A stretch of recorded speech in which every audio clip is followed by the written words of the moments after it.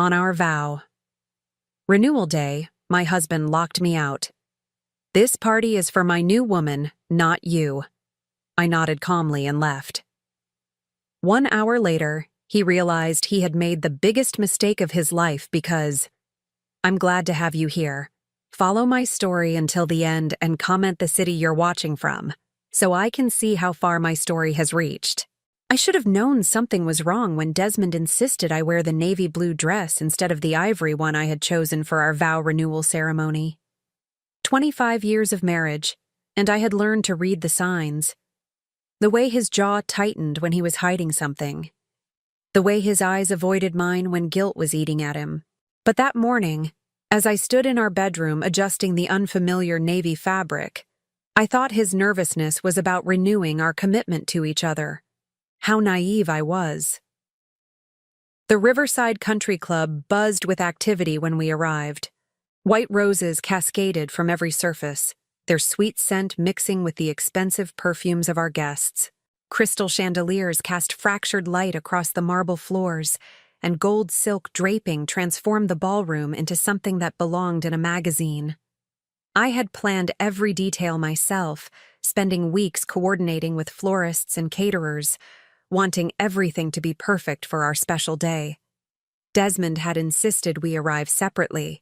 "I want to surprise you," he had said that morning, kissing my cheek with lips that felt cold against my skin. So I drove myself to the club, my hands trembling slightly on the steering wheel. After all these years, the idea of renewing our vows still made me nervous in the most wonderful way. The guests were already mingling when I entered through the main doors. Colleagues from Desmond's law firm, neighbors from our upscale subdivision, friends we had accumulated over the decades. Everyone was dressed in their finest, champagne glasses, catching the light as they laughed and chatted. I searched the crowd for my husband's familiar face, eager to see his expression when he saw how beautiful everything looked. I found him standing near the altar we had set up at the front of the room. He looked handsome in his charcoal gray suit, his salt and pepper hair perfectly styled. But he wasn't alone. A young woman stood beside him, her hand resting possessively on his arm. She was stunning in the way that only youth can be, with honey blonde hair that caught the light, and a figure that her emerald green dress displayed to perfection. My steps slowed as I approached them. Something about the way they stood together, the way she looked up at him with adoring eyes, sent a chill down my spine. But I pushed the feeling away. Desmond worked with many attractive women. This was probably just another colleague. "Carol!"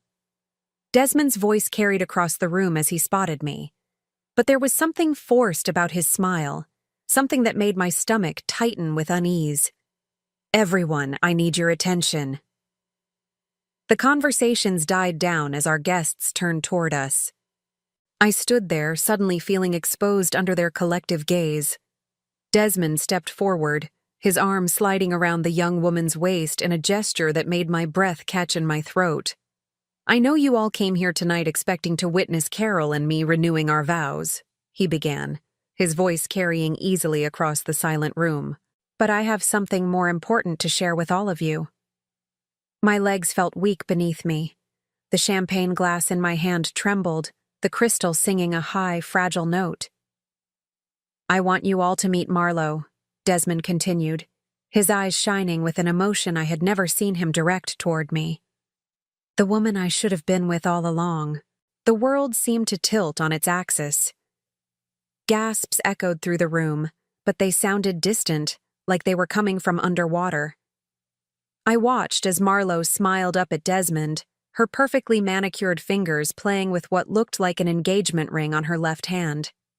"This celebration isn't for Carol and me," Desmond announced, his voice growing stronger, more confident. "It's for Marlowe and me.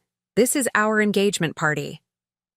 The champagne glass slipped from my numb fingers, shattering against the marble floor with a sound like breaking dreams. The golden liquid spread across the white stone, and I stared at it, unable to process what I was hearing. "Carol," Desmond said, his voice softer now but no less cruel. "This party is for my new woman, not you. I think it would be best if you left."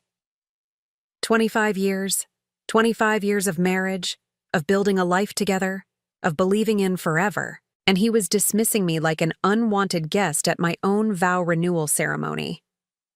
The humiliation burned through me like acid, making it hard to breathe.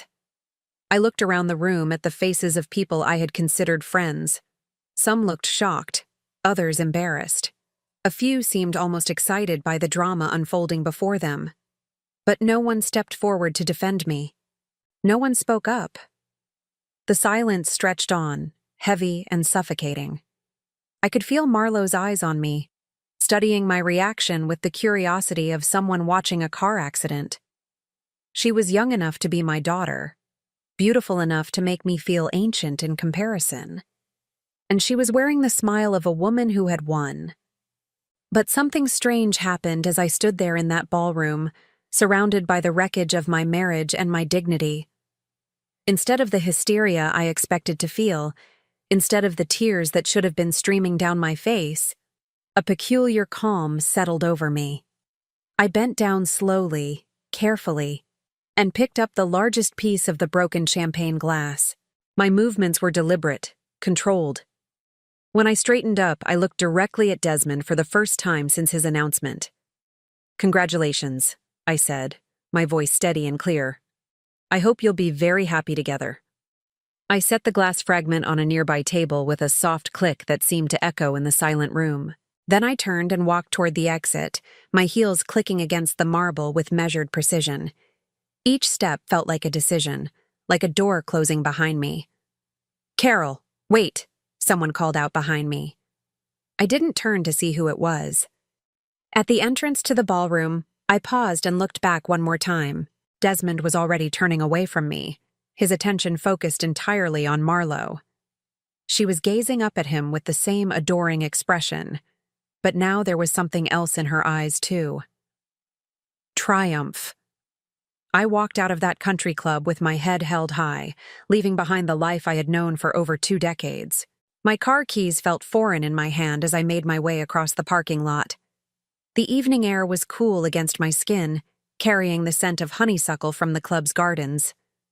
As I sat in my car, key in the ignition, I caught my reflection in the rearview mirror. I expected to see devastation, to see the face of a woman whose world had just collapsed. Instead, I saw something that surprised me: determination. Because here's what Desmond didn't know, what none of them knew. The woman he had just humiliated so publicly, the wife he had dismissed so carelessly, was not the helpless victim they all assumed me to be. I started the engine and drove away from the Riverside Country Club, leaving behind the sound of laughter and celebration that should have been mine. But I wasn't driving toward defeat. I was driving toward something much more powerful, something that would change everything. The house felt different when I returned that night. Every familiar object seemed to mock me with memories of the life I thought I had been living. The wedding photo on the mantel, taken 25 years ago when I believed in forever. The throw pillows I had carefully arranged that morning, thinking Desmond and I would come home together as a renewed couple. Even the scent of the vanilla candles I had lit before leaving seemed cloying now, artificial. I walked through our home like a stranger, my navy blue dress rustling with each step. The silence was deafening after the humiliation at the country club. I kept expecting Desmond to walk through the door to tell me it had all been some twisted joke. But deep down, I knew he wouldn't be coming home tonight. Or any night. I made myself a cup of tea with hands that had finally stopped trembling, then sat at our kitchen table, staring at the ceramic surface Desmond had insisted we install 3 years ago. He had said it was an investment in our future. Now I wondered if he had already been planning his exit then. That's when I noticed his laptop bag was gone from its usual spot by the front door. His reading glasses were missing from the side table. Small things, but they told a story of someone who had been preparing to leave for some time. I climbed the stairs to our bedroom, each step feeling heavier than the last. The master suite we had shared for so many years looked the same, but I could sense the emptiness now. When I opened Desmond's closet, my suspicions were confirmed. His best suits were gone, his favorite ties. the watch his father had given him. But it was what I found in his nightstand drawer that truly broke my heart. Tucked beneath some old magazines was a small velvet box. My hands shook as I opened it, revealing a diamond ring that was easily twice the size of my own modest wedding band. The receipt was still inside the box. $15,000, purchased 6 months ago. 6 months. He had been planning this humiliation for half a year. I sank onto our bed, the ring box falling from my numb fingers. The betrayal cut deeper than the public humiliation had. This wasn't a spontaneous decision or a midlife crisis. This was calculated, premeditated. My phone buzzed with a text message. For a moment, hope fluttered in my chest. Maybe Desmond had come to his senses. Maybe he was calling to apologize, to tell me he had made a terrible mistake. But the message wasn't from Desmond. It was from my sister-in-law, Jennifer. Carol, I'm so sorry about tonight. I had no idea Desmond was planning that. Are you okay? Before I could respond, another message appeared. Then another. Word was spreading quickly through our social circle. I could imagine the conversations happening right now, the speculation about what had led to such a public disaster. I turned off my phone and walked to my closet to change out of the navy dress that had become a costume for my own humiliation. As I hung it up, I wondered if I would ever wear it again. Probably not. It would always remind me of the night my marriage died. I pulled on comfortable clothes and wandered back downstairs, drawn by a restlessness I couldn't name. In the living room, I found myself standing before our bookshelf, running my fingers along the spines of volumes we had collected together over the years. Classic literature mixed with legal texts, travel guides for trips we had taken, cookbooks for dinner parties we had hosted. My hand stopped on a particular book, one that looked like all the others but held secrets Desmond knew nothing about. I pulled it from the shelf, and it came away easily, revealing the hidden safe built into the wall behind it. I had installed this safe 7 years ago, telling Desmond it was for our important documents and jewelry. He had nodded absently, more interested in his evening news than in household security. He had no idea what I really kept inside. My fingers trembled slightly as I entered the combination. The safe opened with a soft click, revealing stacks of papers, contracts, and documents that represented something Desmond had never imagined I was capable of building. I pulled out one of the folders and opened it on the coffee table. Property deeds, business licenses, client contracts, all bearing my name and my name alone. This was my real life, the one I had been living in secret for the past 15 years while playing the role of the dutiful wife. The first property deed was dated 12 years ago. A small office building downtown that I had purchased with money saved from my freelance consulting work. Desmond thought I was just keeping busy with small projects while he built his law practice. He had no idea I was building something of my own. The second property was a strip mall on the east side of town, purchased 8 years ago.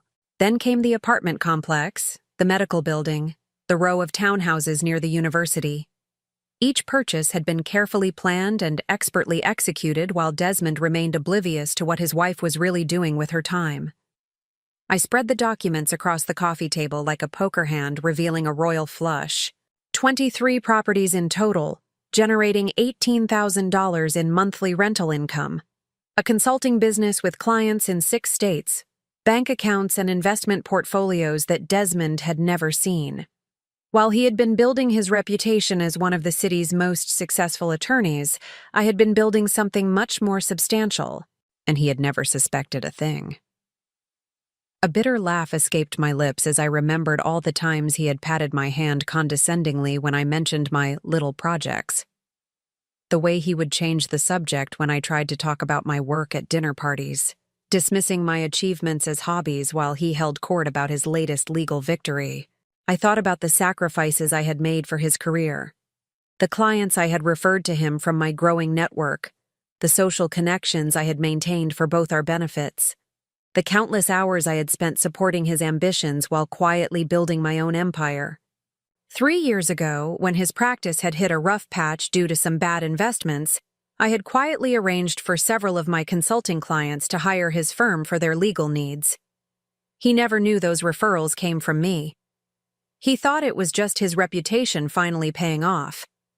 Last year, when he wanted to expand his office space, I had made sure the building he chose was one of mine.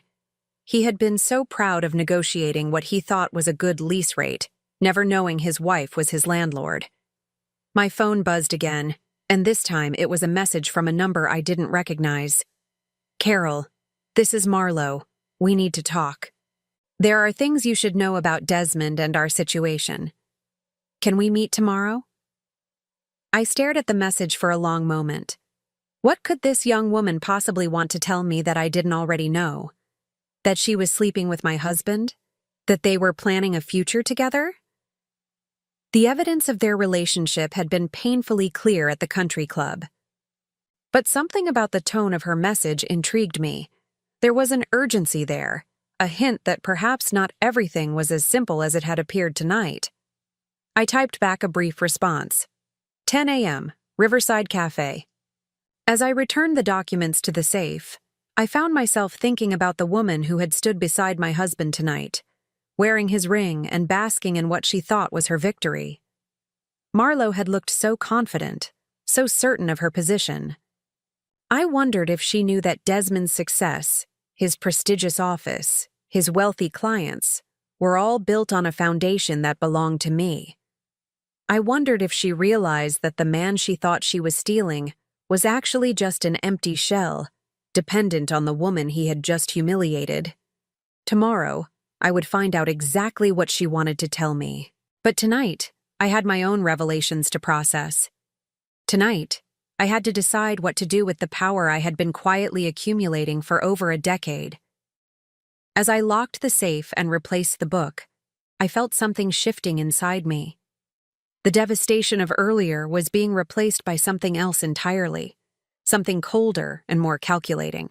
Desmond thought he had discarded me like an outdated accessory. He had no idea he had just awakened something he should have left sleeping. The Riverside Cafe was nearly empty when I arrived at 10 o'clock the next morning.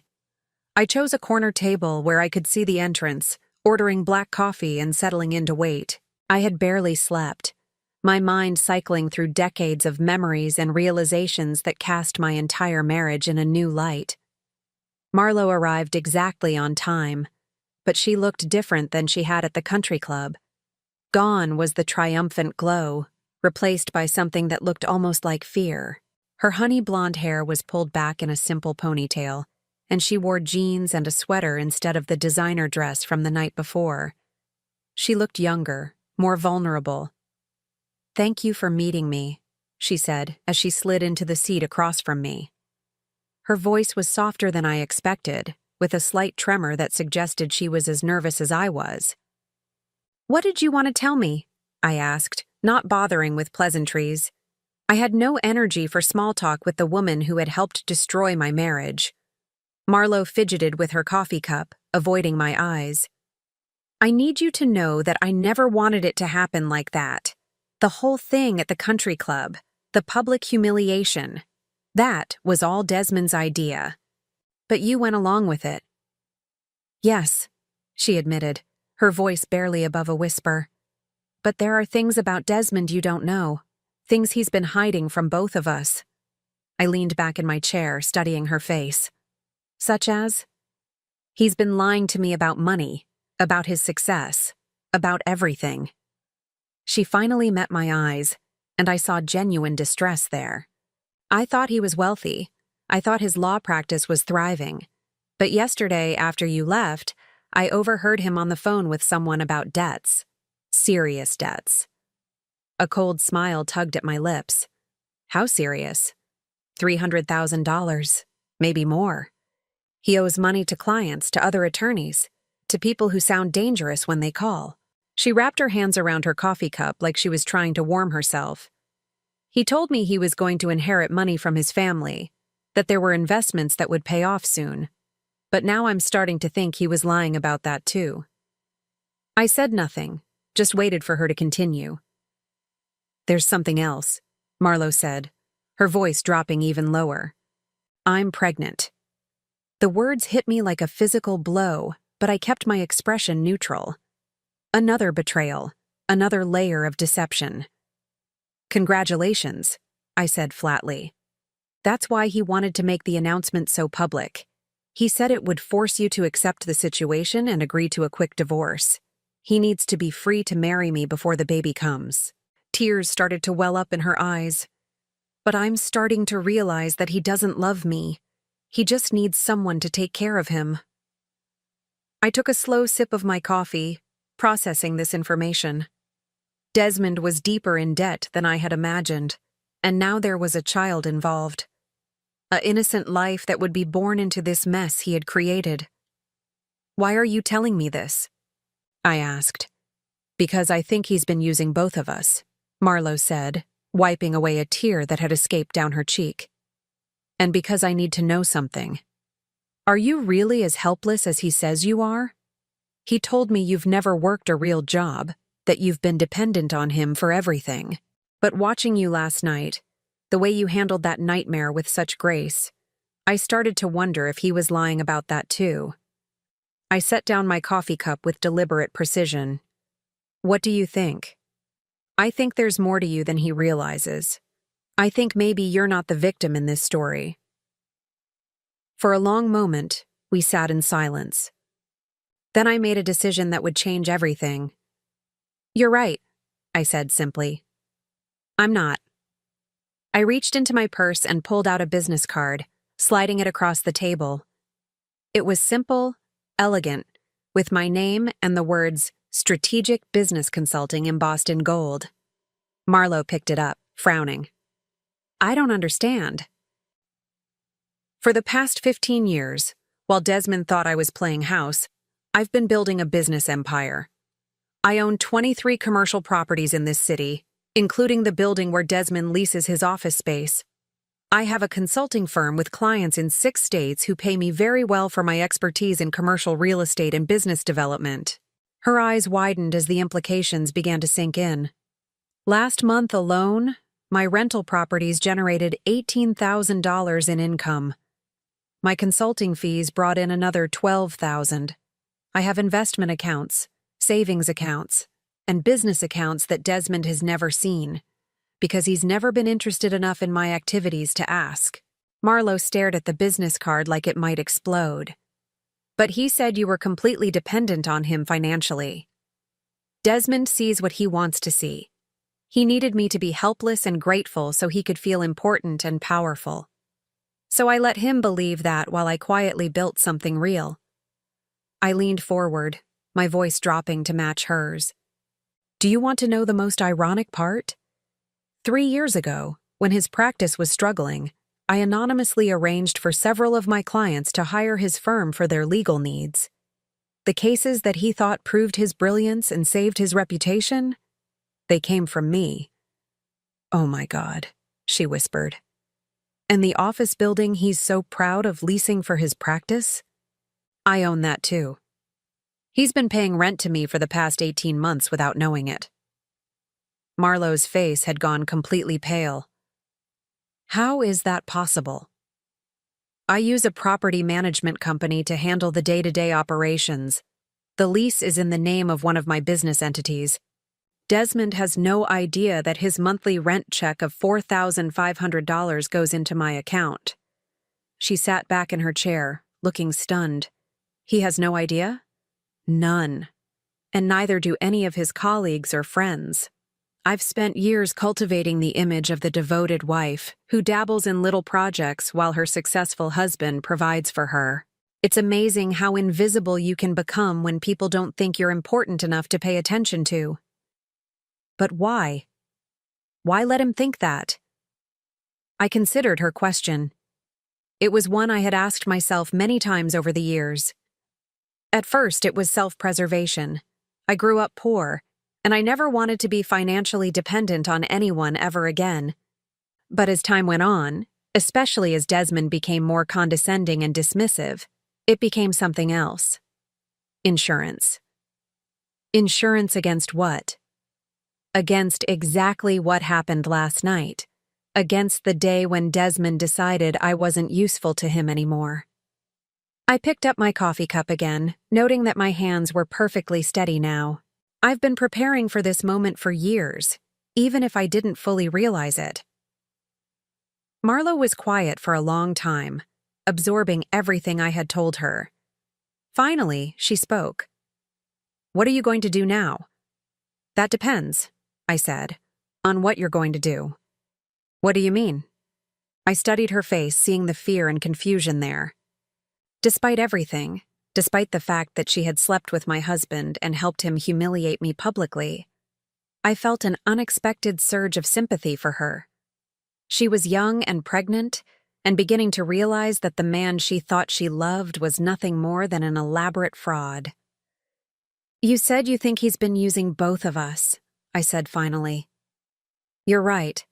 The question is whether you're going to continue to let him do it." "I don't know what choice I have. I'm pregnant with his child." "You have more choices than you think, especially if you're smart about how you handle the next few weeks." She looked at me with a mixture of hope and wariness. "Are you saying you'll help me?"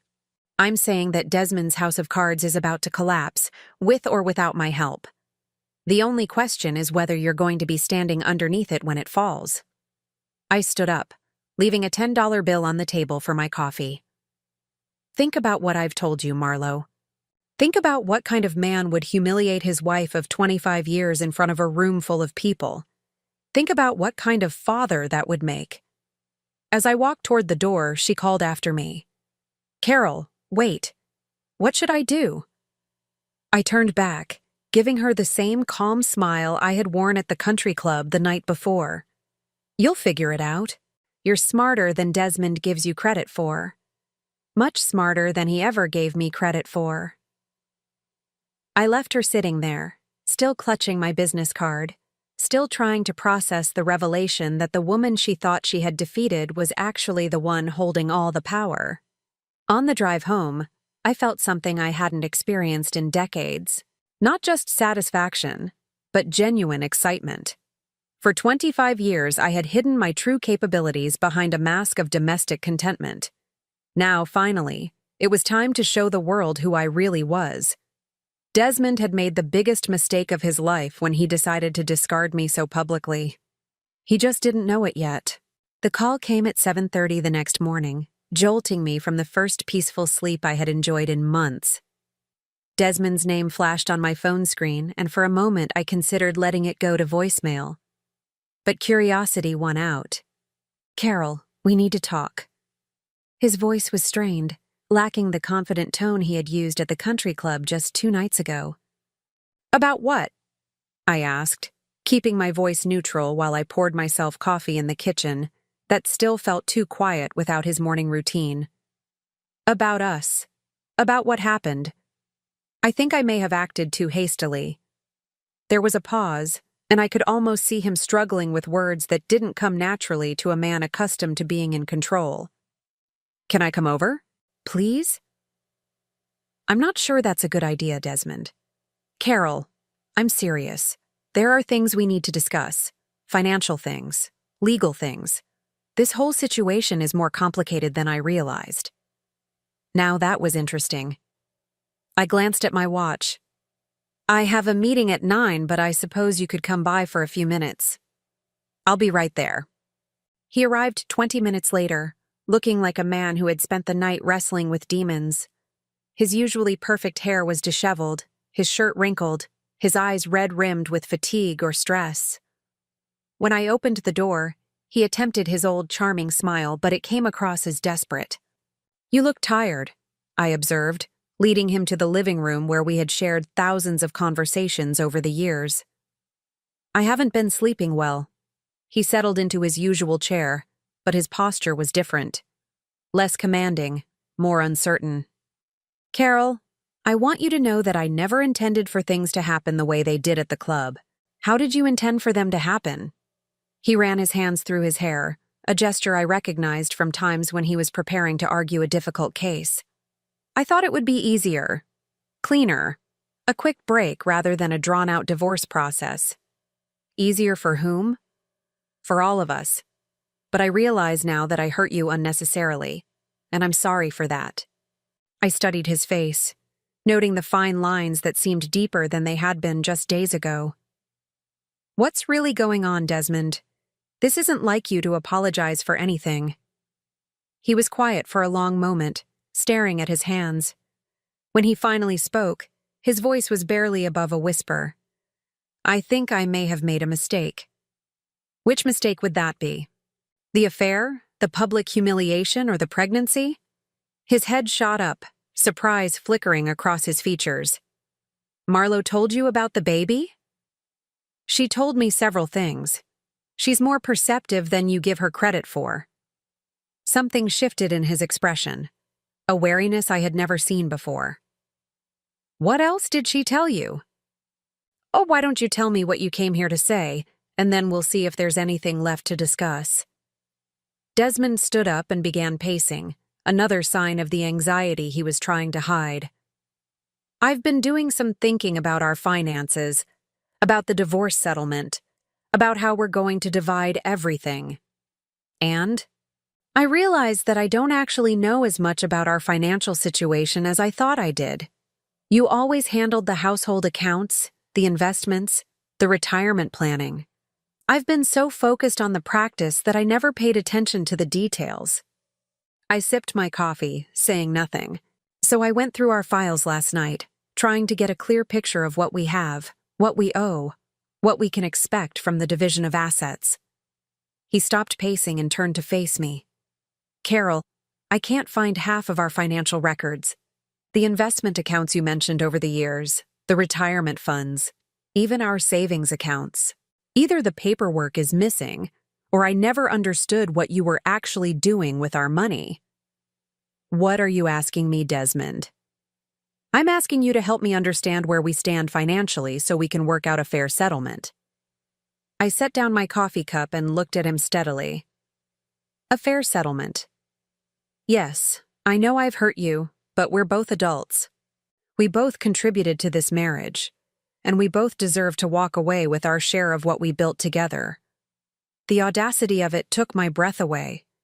After 25 years of dismissing my contributions, after humiliating me publicly, after getting another woman pregnant, he wanted me to help him figure out how to take half of everything I had built.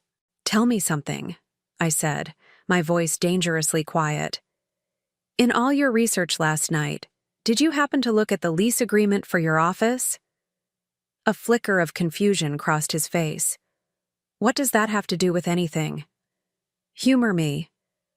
No, I didn't look at the lease. Why would I? That's a business expense.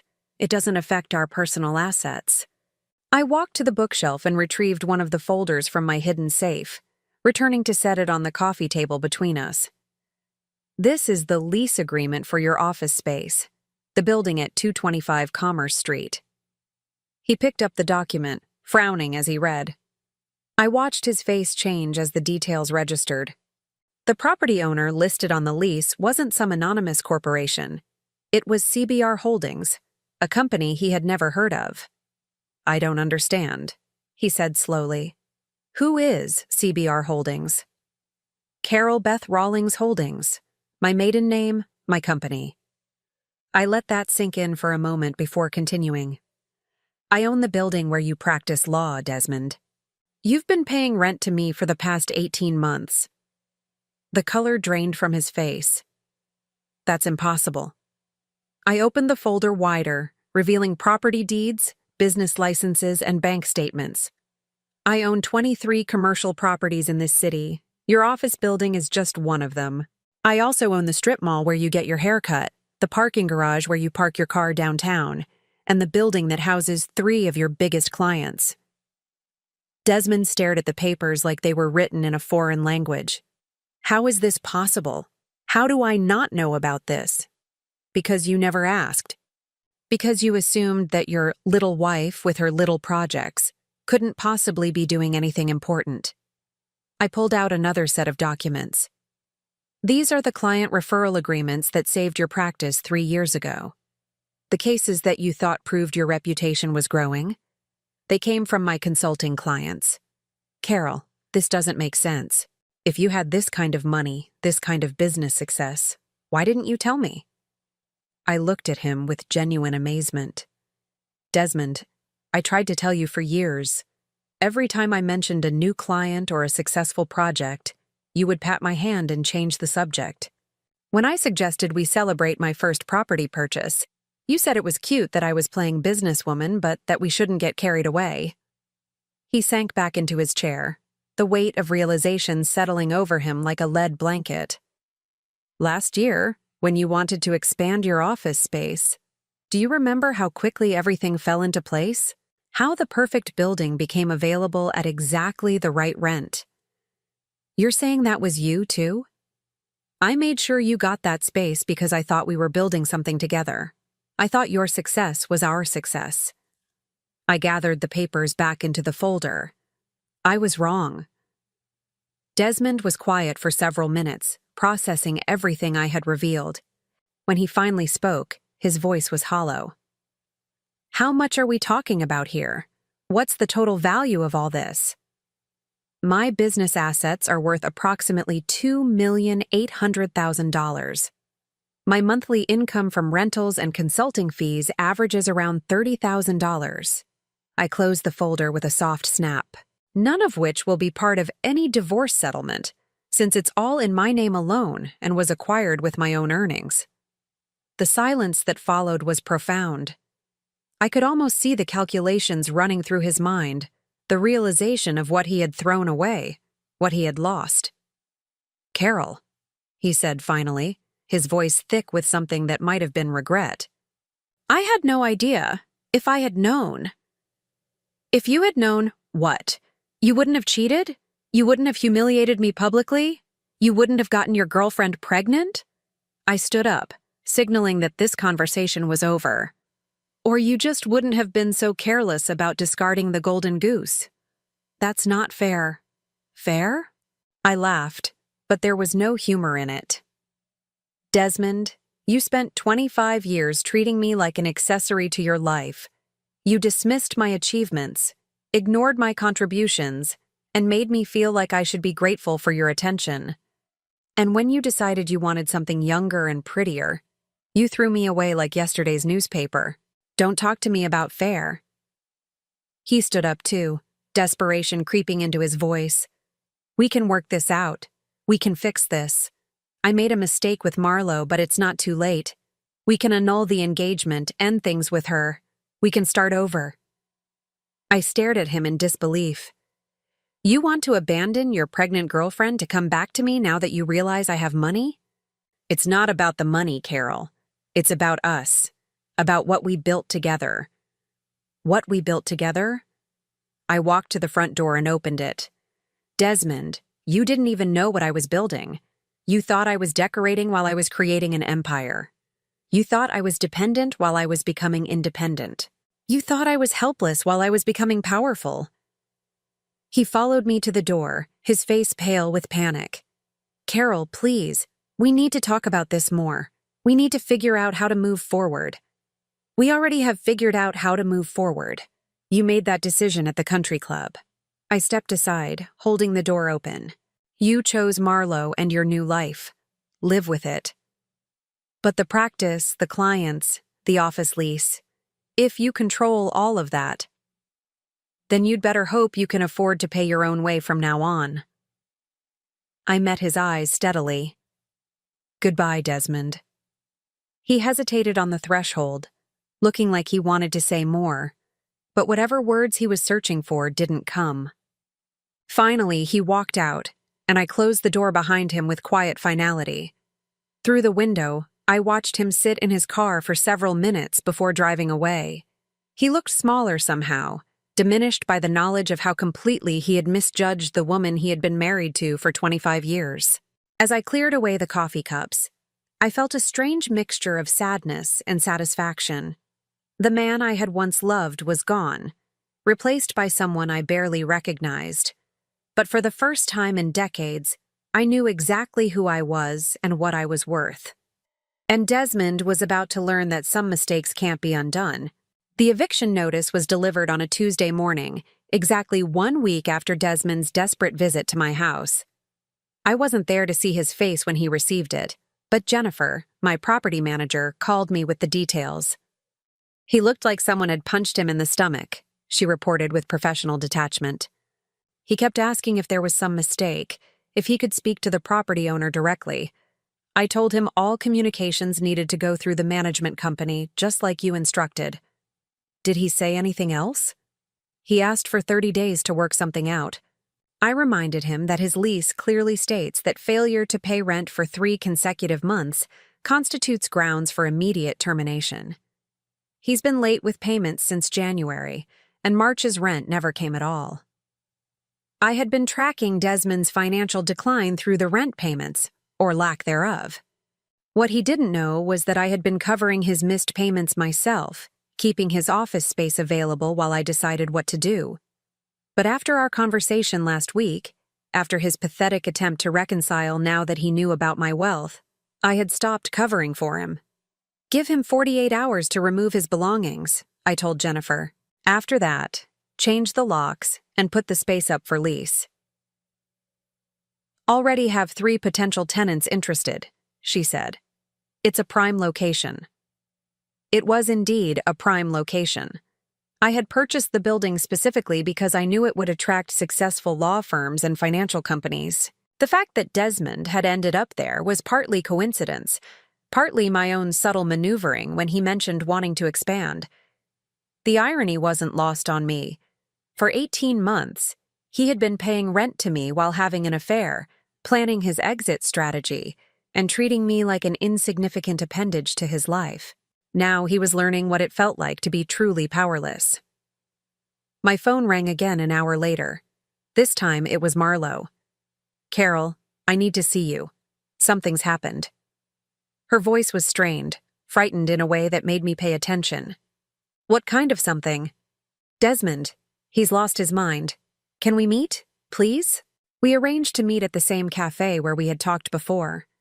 When I arrived, Marlo was already there, looking pale and shaken. She had dark circles under her eyes, and her hands trembled as she reached for her coffee cup. "He came to my apartment last night," she said without preamble. "He was drunk and angry and saying things that scared me." "What kind of things?" "He blamed me for everything. He said if I hadn't pressured him into leaving you, none of this would have happened. He said you were going to destroy him financially, and it was all my fault." She wrapped her arms around herself as if trying to hold herself together. Then he started talking about the baby, about how it was going to ruin his life, how he couldn't afford a child now that you were cutting him off. A cold anger settled in my chest. Whatever Desmond's faults, whatever he had done to me, the child Marlo was carrying was innocent. Did he hurt you? Not physically, but he said things. Terrible things about what kind of mother I would be, about how the baby would be better off if it was never born. Tears started to flow down her cheeks. I realized that this is who he really is, not the charming, successful man I thought I fell in love with, but someone who blames everyone else for his problems and says cruel things when he's cornered.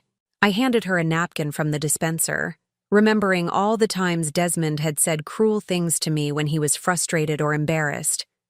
The difference was that I had learned to expect it from him. Marlo was discovering it for the first time.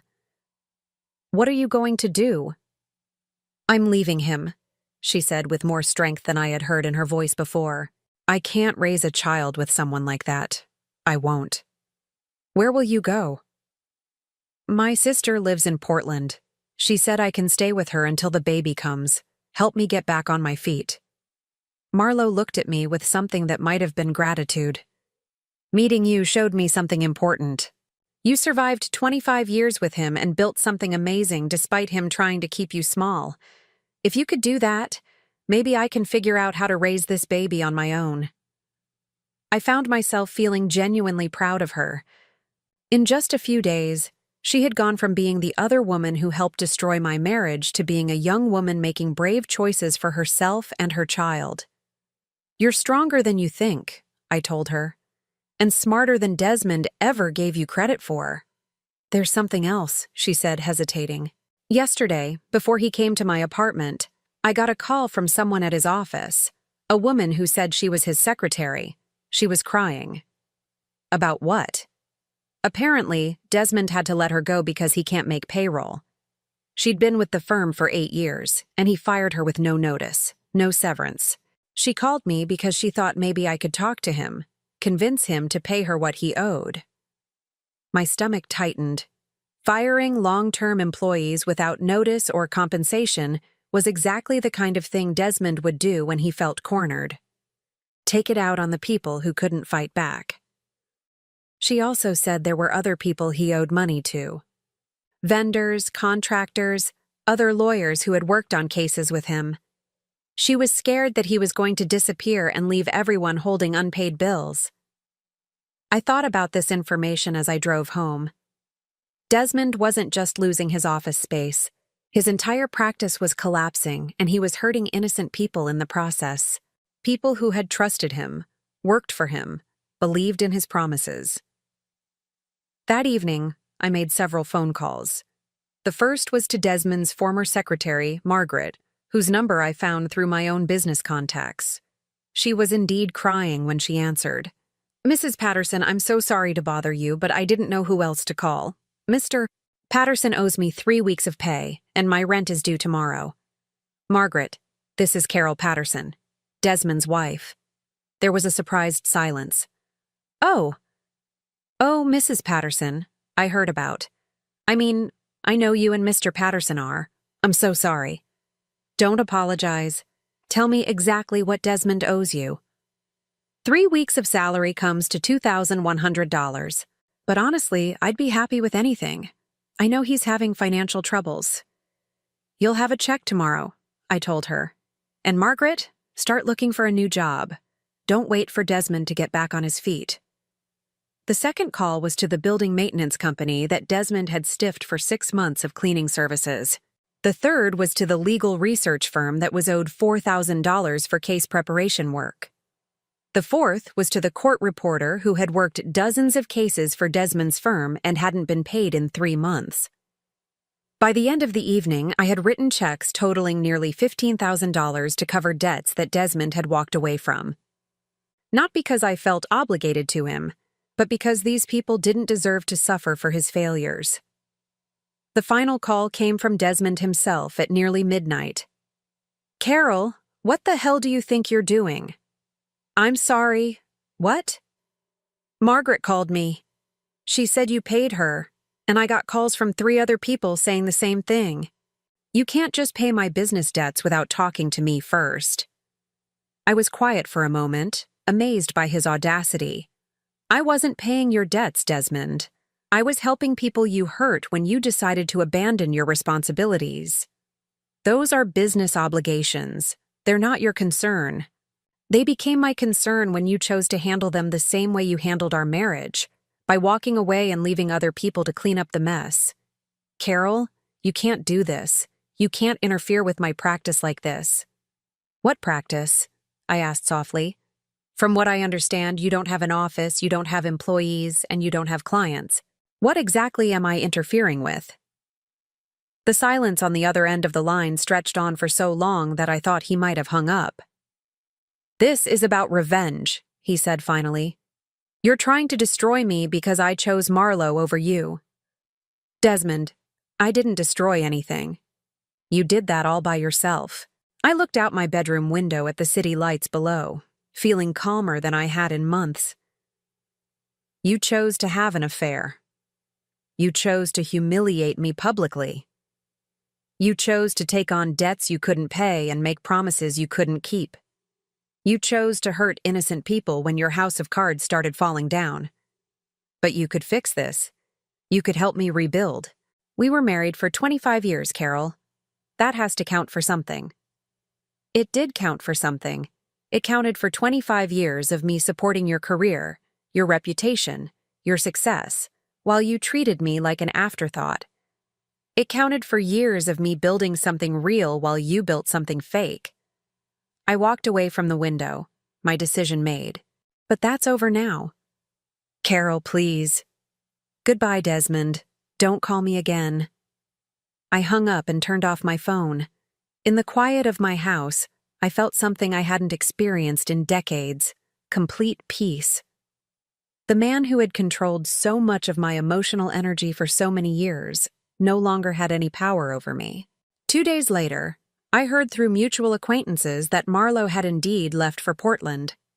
She had quietly packed her things and disappeared while Desmond was at a bar, drinking away his sorrows and blaming everyone but himself for his situation. He was alone now, facing the consequences of his choices without the financial cushion I had provided, or the young woman he had convinced himself loved him. His practice was gone, his reputation was in ruins, and the people he had counted on had all walked away. I should have felt sorry for him. After 25 years together, perhaps I should have felt some sympathy for the man who had once been my partner. Instead, I felt nothing but relief. The chapter of my life that had been defined by his needs, his ambitions, his approval, was finally closed. And I was free to write the next one entirely on my own terms. 6 months later, I stood on the deck of my new house, watching the sun rise over the Pacific Ocean. The coastal town of Mendocino was exactly what I had dreamed of during all those years when I was too busy building an empire to think about where I actually wanted to live. The house itself was perfect in its imperfection. A weathered Victorian cottage perched on a bluff overlooking the sea, with rooms that caught the morning light and a wraparound porch where I could drink my coffee while listening to the waves crash against the rocks below. I had paid $550,000 for it, cash, and had spent another $100,000 making it exactly what I wanted. For the first time in my adult life, I was living entirely for myself. The move from the city had been surprisingly easy. I had kept the most profitable of my rental properties and sold the others to investors who appreciated their value. My consulting business had actually grown stronger since the divorce, as word spread about the woman who had quietly built a real estate empire while everyone thought she was just a lawyer's wife. I had 3 new clients this month alone, successful women who wanted help diversifying their investments and building long-term financial security. There was something deeply satisfying about helping other women discover their own economic power. My phone buzzed with a text message as I finished my morning coffee. It was from Marlo, something that had become a pleasant routine over the past few months. Baby kicked for the first time yesterday, felt like a little soccer player in there. Hope you're enjoying the ocean this morning. I smiled as I typed back. That's wonderful news. How are you feeling? Good. Tired, but good. My sister says I'm glowing, but I think that's just the pregnancy hormones making me sweat all the time. Marlo had thrived in Portland. She had gotten a job with a marketing firm, found a comfortable apartment near her sister, and was preparing for motherhood with a strength that impressed me. We had stayed in touch, an unlikely friendship born from shared experience with the same disappointing man. She had never asked me for money or help, though I had quietly set up a trust fund for her unborn child. The baby would have college tuition covered, regardless of what happened with Desmond's legal obligations. Some gifts were given not for gratitude, but for peace of mind. Another message came through, this one from Jennifer at the property management company. FYI, your ex-husband called again yesterday asking about lease terms for the Commerce Street building. I told him the same thing I've told him for the past 3 months. The space is leased to a family law firm through 2027. He didn't take it well. I shook my head, amazed that Desmond was still trying to reclaim his old office space. His persistence would have been admirable if it wasn't so pathetic. According to mutual acquaintances, he had been struggling to rebuild his practice from a shared office space in a less desirable part of town.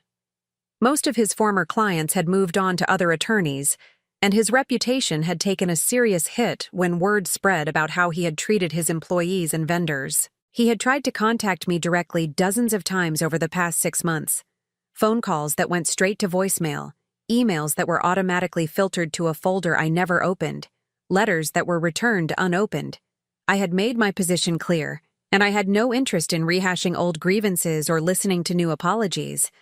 The only communication I had acknowledged was the formal divorce papers, which I had signed without hesitation or negotiation. Desmond got to keep his personal belongings, his car, and his struggling law practice. I kept everything else, which was exactly what I had always owned anyway. My lawyer had been amazed by how simple the process was. Most divorces involving significant assets take months or years to resolve, he had told me. But since everything of real value is in your name alone, there's nothing to divide. It's almost like you were never financially married at all. Which, I realized, was exactly the truth. For 25 years, I had been building my own life while maintaining the illusion of a shared one. As I prepared to go inside and start my workday, I noticed a familiar car pulling into my driveway. My chest tightened with annoyance and something that might have been fear. Desmond's silver sedan looked out of place in this peaceful setting, like a storm cloud on a clear day. I watched from the deck as he got out of the car and looked around at my new life with obvious shock. He had probably expected to find me living in some modest apartment, struggling to make ends meet without his financial support. Instead, he was seeing a $500,000 house with ocean views and a well-tended garden. He climbed the steps to my porch slowly, like a man approaching a dangerous animal. When he reached the top, he stopped and stared at me for a long moment. "You look good," he said finally. "Happy. What do you want, Desmond?" He was thinner than he had been 6 months ago, and there were new lines around his eyes that spoke of stress and sleepless nights. His clothes were still expensive, but they hung differently on him now, like costumes that no longer fit the character he was trying to play. "I wanted to see you, to talk to you." "About what?" "About us. About the mistakes I made. About whether there might be a way to fix things." I studied his face, looking for signs of the man I had once loved. "There is no us anymore, Desmond. There hasn't been for a long time. Carol, I know I hurt you. I know I made terrible choices. But we had 25 good years together before everything went wrong." "No," I said quietly. "We had 25 years where I made the best of a bad situation. There's a difference." He flinched as if I had slapped him. "That's not fair. We were happy. We built a good life together." "I built a good life. You lived in it." I walked to the railing and looked out at the ocean, hoping he would take the hint and leave. "What happened to Marlo, Desmond? The woman you loved enough to humiliate me in front of 100 people? She left. She took the baby and left." His voice cracked slightly. "She said she couldn't trust me to be a good father. Can you blame her? Carol, I need you to understand something. I never stopped loving you. The thing with Marlo, it was a mistake. A midlife crisis. I got scared of getting older, of losing my edge, and I made stupid choices." I turned to face him, seeing the desperation in his eyes. "You didn't lose me because you had an affair, Desmond. You lost me because of how you treated me during the affair. You lost me because when you decided you wanted something different, your first instinct was to destroy me rather than simply leave me. I was trying to protect you from a messy divorce. I thought if I made a clean break. By humiliating me at our vow renewal ceremony, by telling our friends and colleagues that I wasn't good enough for you anymore." I shook my head. "You weren't protecting me. You were protecting your image. You wanted to be the successful man who traded up for a younger model, not the man who abandoned his wife of 25 years. He was quiet for a long moment, staring at his hands. "I know I can't undo what I did, but I can try to make it right. I can spend the rest of my life making it up to you." "I don't want you to make it up to me. I don't want anything from you at all." "Carol, please. I'm drowning here. The practice is failing. I can't afford the office rent. I can't even afford the apartment I'm living in. I need help." And there it was. The real reason he had driven 3 hours to find me in my new life. Not love, not remorse, but need. Financial need. "You want money," I said. "I want my wife back. But yes, I need help getting back on my feet. You could help me restart the practice. We could be partners this time. Real partners." I looked at this man who had shared my bed for 25 years, who had fathered no children with me, who had built his entire identity on a foundation I had provided without his knowledge, and I felt nothing but pity.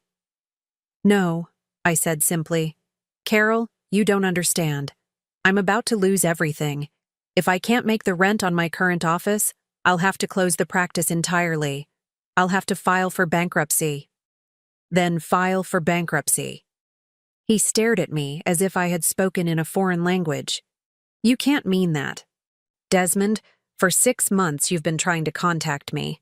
6 months of calls and emails and letters. Do you know what you've never once said in any of those messages?" He frowned, clearly confused by the question. "You've never once said you're sorry for what you did to me. Not sorry that you got caught. Not sorry that things didn't work out the way you planned, but actually sorry for hurting me." I moved toward the door of my house, ready for this conversation to be over. "You're not here because you love me. You're here because you need me, and I don't need to be needed anymore. Carol, wait. Goodbye, Desmond. Don't come back here again." I went inside and locked the door behind me, listening as his car started up and drove away. Through my front window, I watched his taillights disappear down the coastal highway, carrying him back to whatever remained of the life he had chosen. That evening, I called Marlo to check on her. "How are you feeling about becoming a mother?" I asked. "Terrified and excited in equal measure," she admitted. "But good. Really good. My sister thinks I should ask Desmond for child support, but honestly, I'd rather do this on my own than deal with him. That might be wise. Independence is worth more than money, especially when the money comes with strings attached." Speaking of independence, I have some news.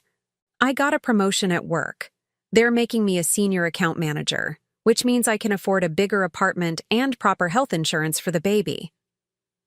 That's wonderful news. I keep thinking about something you said to me that day at the cafe, about how some bonds can't be broken by silence. I used to think that meant you were trapped by your marriage, but now I think you meant something different. What do you think I meant? I think you meant that the bond between who you really are and who you want to become can't be broken by other people's expectations, that you can be silent about your strength, but the strength is still there. I smiled, looking out at the ocean that had become my daily companion. You're going to be a very wise mother. As I hung up the phone, I realized that this was what happiness felt like. Not the desperate gratitude of someone whose basic needs were being met, but the quiet satisfaction of someone who had built exactly the life she wanted. I had spent 25 years hiding my power to keep peace in a marriage that was never really peaceful. Now I was 54 years old, financially independent, and answerable to no one but myself. Desmond could keep trying to reclaim what he thought he had lost. But what he had never understood was that he had never really had it in the first place. I was not something to be owned or controlled or discarded. I was free. Now I'm curious about you who listened to my story. What would you do if you were in my place? Have you ever been through something similar?